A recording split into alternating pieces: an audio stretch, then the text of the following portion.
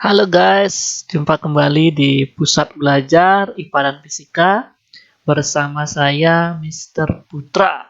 Di mana kali ini kita akan membahas soal tentang bunyi. Yang dimana ini khusus untuk siswa kelas 8. Tanpa panjang lebar lagi, mari kita langsung mencoba memahami tentang gelombang bunyi ya. Ada baiknya sebelum kita bahas soal, kita pahami dulu sedikit materinya ya. Apa itu bunyi? Kita mulai dulu. Bunyi, di mana bunyi itu merupakan energi yang merambat berupa gelombang longitudinal. Kita sering mendengar bunyi, kita sering mengeluarkan bunyi, tapi tahukah definisinya? Di mana definisinya adalah energi yang merambat berupa gelombang longitudinal. Apa itu gelombang longitudinal? Sudah pernah kita bahas ya, kita ulangi lagi sekali. Di mana gelombang longitudinal itu seperti selinki ini. Kalau selinki ini kita getarkan dia ke kanan, maka dia akan merambat ke kanan. Arah getarnya ke kanan, dia merambat ke kanan. Jadi, gelombang longitudinal adalah gelombang yang arah rambat dan arah getarnya searah. Terus selinki ini dia digetar ke kanan, dia merambatnya ke kanan. Sama-sama ke kanan, baik arah getarnya ke kanan, arah rambatnya ke kanan. Jadi, inilah yang disebut dengan gelombang longitudinal. Bunyi juga seperti ini. Nah, bunyi dihasilkan dari benda yang bergetar, seperti gitar yang dipetik, pita suara bergetar, buku yang bergetar. Semua benda yang bergetar itu menghasilkan bunyi. Tapi tidak semua bunyi mampu kita dengar. Nah, benda yang menghasilkan bunyi itu disebut dengan istilah sumber bunyi. Jadi kita ulang lagi sekali, bunyi itu gelombang longitudinal, bunyi dihasilkan oleh benda yang bergetar, benda yang menghasilkan bunyi disebut dengan sumber bunyi. Nah, itu sedikit tentang bunyi. Sekarang kita kelompokkan bunyi, karena tidak semua bunyi mampu kita dengar. Ya, bunyi yang mampu kita dengar itu rentangnya dari 20 Hz sampai dengan 20.000 Hz. Dari 20 Hz sampai 20.000 Hz inilah yang disebut dengan bunyi audiosonik. Audiosonik yang mampu didengar oleh manusia. Jadi pendengaran manusia itu ada batasnya. Tidak semua bunyi yang kita dengar, batasnya adalah dari 20 Hz sampai dengan 20.000 Hz. Terus bagaimana yang lebih rendah dari 20 Hz? Adakah mampu yang mendengarnya? Ada ya. Nah, yang lebih kecil dari 20 Hz itu namanya bunyi infrasonik. Di mana bunyi infrasonik ini mampu didengar oleh binatang walaupun manusia tidak bisa mendengar. Tapi tidak semua binatang juga mampu mendengarnya. Nah, binatang yang mampu mendengar diantaranya ada jangkrik, ada anjing, dan juga laba-laba. Jangkrik, anjing, dan laba-laba dia mampu mendengar suara infrasonik, sedangkan manusia tidak mampu. Terus yang lebih besar dari 20.000 Hz, bunyi apa namanya? Yang lebih besar itu namanya bunyi ultrasonik. Bunyi ultrasonik ini juga tidak mampu kita dengar karena frekuensinya terlalu besar, lebih dari 20.000 Hz. Nah, di mana yang mampu mendengarnya juga adalah binatang, tapi tidak semua binatang yang mampu mendengarnya.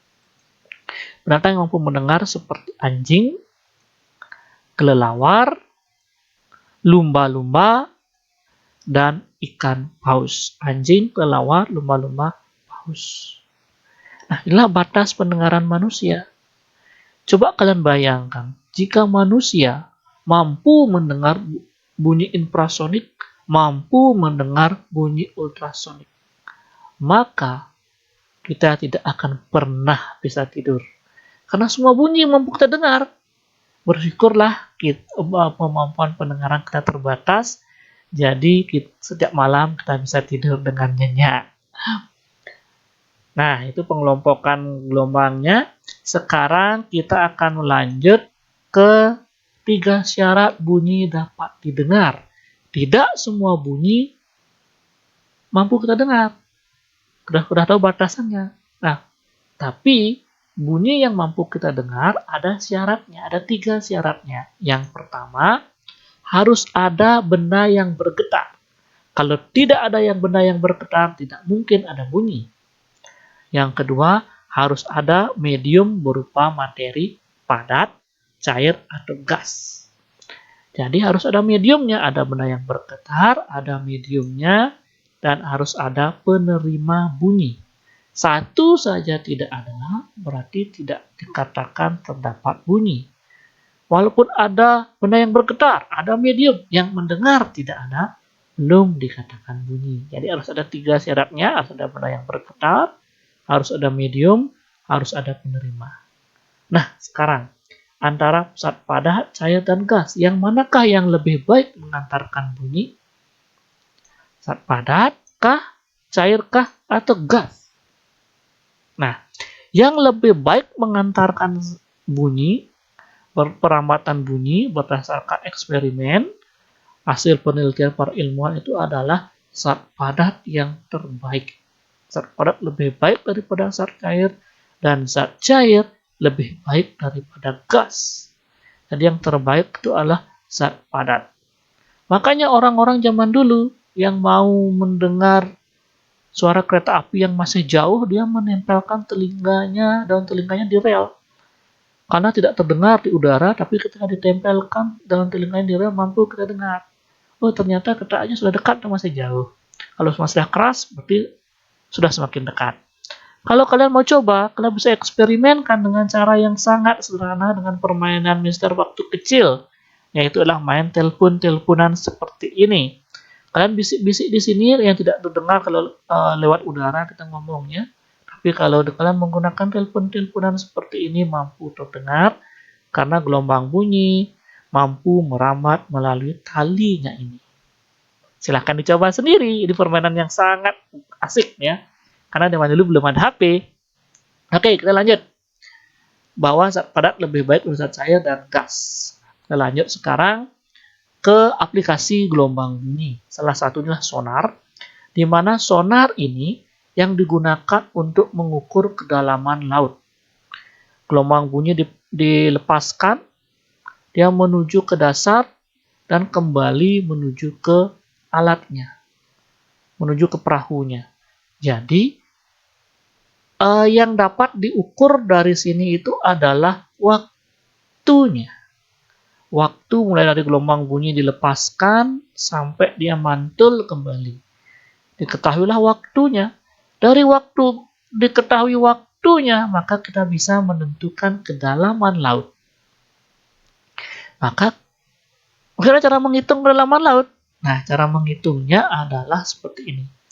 H sama dengan V kali T per 2. Dimana sebelumnya kalian pasti masih ingat kan? Rumus menentukan jarak atau perpindahan. Jarak sama dengan kecepatan kali waktu juga sama. Dimana H-nya adalah kedalaman, V-nya adalah kecepatan gelombang bunyi, T adalah waktu peramatan bunyi. Nah, dengan diketahuinya waktu dan kecepatan bunyi, maka kedalaman laut dapat ditentukan dengan rumus ini. Tapi anehnya, kenapa ada bagi 2?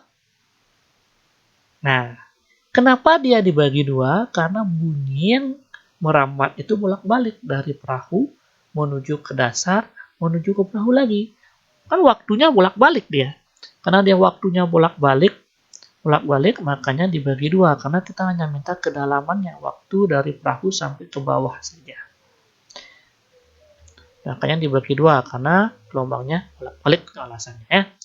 Oke, tanpa memperpanjang waktu lagi, sekarang kita langsung mencoba mengerjakan soal seperti ini. Contoh soalnya yang biasa keluar ulangan UN, US seperti ini soal untuk gelombang bunyi. Suatu alat yang disebut dengan patometer mengirimkan pulsa ultrasonik ke dasar laut. Bila gema diterima setelah 8 detik dan cepat lambat bunyi dalam air laut adalah 1.500 meter per detik. Tentukanlah kedalaman laut. Oke, dari sini kita ketahui bahwa yang diketahui adalah waktu dari perahu ke dasar, ke perahu lagi 8 detik. Di mana kecepatan bunyi dalam air itu adalah 1.500 meter per detik. Nah, itu yang diketahui itu adalah kedalaman laut. Cara menghitungnya, kita bisa menggunakan cara logika atau dengan cara rumus. Kita mulai dengan cara logika dulu. Waktu bolak-baliknya kan 8 detik ya, dari perahu ke dasar kembali ke perahu. Itu 8 detik. Maka waktu dari perahu ke dasar saja berapa? Kan setengah dari 8 kan? Yaitu 4 detik. Waktu dari perahu sampai dasar itu adalah 4 detik. Sedangkan kecepatannya yang ini 1.500 meter per detik. 1.500 meter per detik. Ini apa artinya? Nah, mungkin masih banyak yang ingat ya. Ini artinya setiap 1 detik dia bergerak sejauh 1.500 meter. Ini artinya 1.500 meter per detik. Setiap 1 detik dia berpindah 1.500 meter. Sekarang kalau 4 detik, berapa meter dia sudah pindah? Nah, tinggal kali 4 dikali 1.500, itu hasilnya adalah 6.000 meter. Sangat gampang sekali ya. Dan itu lagi sekali, waktu bolak-baliknya 8. Dari perahu ke bawah sampai perahu itu 8. Maka waktu dari perahu sampai dasar kan setengahnya, yaitu 4. Kecepatannya 1.500 meter per detik. 1 detik 1.500 meter. Karena kecepatan 1.500 meter per detik. Maka kalau 4 detik kan tinggal kali. 4 dikali 1.500, 6.000 meter. Nah, itu dengan cara logika. Jika kalian mau menggunakan cara rumus yang sudah kita bahas tadi rumusnya, dimana rumusnya adalah H sama dengan V kali T dibagi 2, di mana H ini adalah kedalamannya, V-nya adalah kecepatan, dan T-nya adalah waktu dibagi 2 karena gelombang bunyinya bolak-balik. Nah, kita masukkan di mana V-nya adalah kecepatannya ini 1.500 meter, T-nya adalah 8. Maka akan menjadi seperti ini. 1.500 kali 8 dibagi 2. Kita sederhanakan, kita coret 2 dengan 8-nya. 2 bagi 2, 1. 8 bagi 2, 4. Sehingga tinggal H sama dengan 1.500 dikali 4. Itu hasilnya adalah 6.000 meter. Jadi sangat mudah ya, baik dengan cara rumus maupun cara logika, besar yakin kalian bisa mengerjakannya. Kalau kalian bisa dengan cara logika, maka akan lebih lama ingatnya daripada dengan cara rumus. Oke, sangat gampang. Sekarang kita lanjut ke soal selanjutnya. Soal yang kedua ya. Seperti ini soalnya. Seorang siswa berdiri di dekat tebing sejauh 800 meter. Kemudian berteriak. Bunyi pantul teriakan tersebut terdengar setelah 8 detik. Cepat rambat bunyi di udara adalah berapa? Jadi, anak berdiri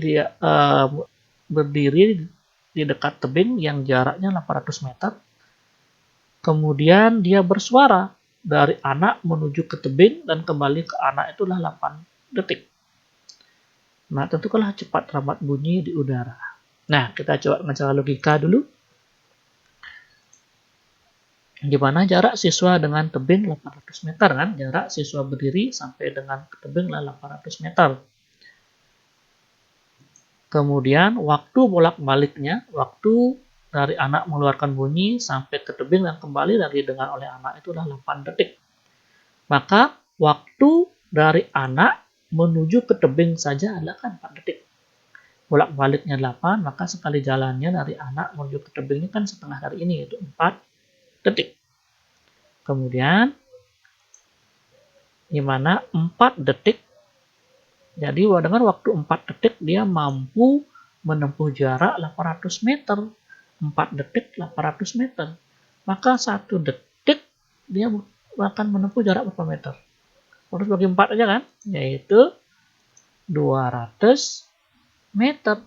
4 detik 800 meter. Maka 1 detik 200 meter. Maka kecepatannya adalah 200 meter per detik. Di mana setiap 1 detik dia menempuh jarak 200 meter. Itulah yang disebut dengan kecepatan. Nah ya. Waktu bolak-baliknya 8. Waktu sampai tebingnya kan 4. Di mana 4 detik dia menempuh jarak 800 meter. Kalau 1 detik, 400 bagi 4. 200 meter. Setiap 1 detik dia menempuh jarak 200 meter, maka kecepatannya 200 meter per detik. Nah, itu dengan cara logika. Bagaimana kalau dengan kita menggunakan cara rumus? Caranya seperti ini.